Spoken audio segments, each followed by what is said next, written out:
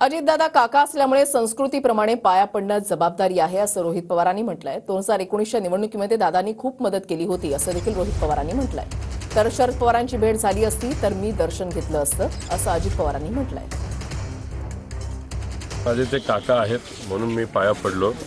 विचारामध्ये भिन्नता आत्ता तरी आहे, शेवटी जी काही संस्कृती आहे, एक वडीलधारी व्यक्ती आणि माझ्या 19च्या इलेक्शनमध्ये त्यांनी मला खूप मदत केली होती आणि त्या अनुषंगाने माझे काका असल्यामुळे शेवटी संस्कृतीप्रमाणे पाया पडणं ही जबाबदारी आहे। कारण ही जी भूमी आहे, चव्हाणसाहेबांची स्मृती ठिकाण आहे, या भूमीमध्ये तरी कुठलाही भेदभाव करून चालत नाही। इथं संस्कृती पाळणं फार महत्त्वाचं आहे, आम्ही तरी पाळतो आणि ते त्या ठिकाणी मी केलेलं आहे। मी त्यांचं दर्शन घेतलं। जाता जाता ते असंही म्हणले की माझी सभा झाली असती तर अडचण झाली असती। नाही झाली असती तर नक्कीच काही प्रमाणात वर खाली झालं असतं, उलटही होऊ शकलं असतं, पण बारामतीमध्ये ते इतके अडकून पडले होते, त्यांना माझ्या मतदारसंघात येता आलं नाही।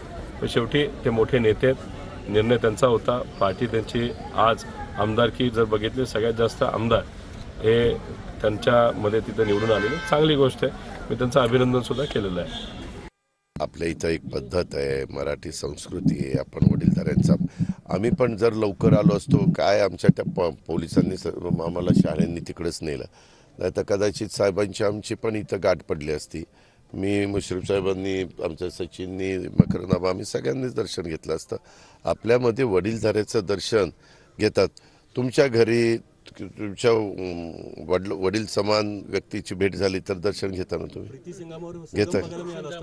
अरे बरोबर आहे रे, पण आता काय करतो, ते टायमिंग जुळलं नाही, तर त्याच्यामुळे मी डिपार्टमेंटवर पण चिडलो।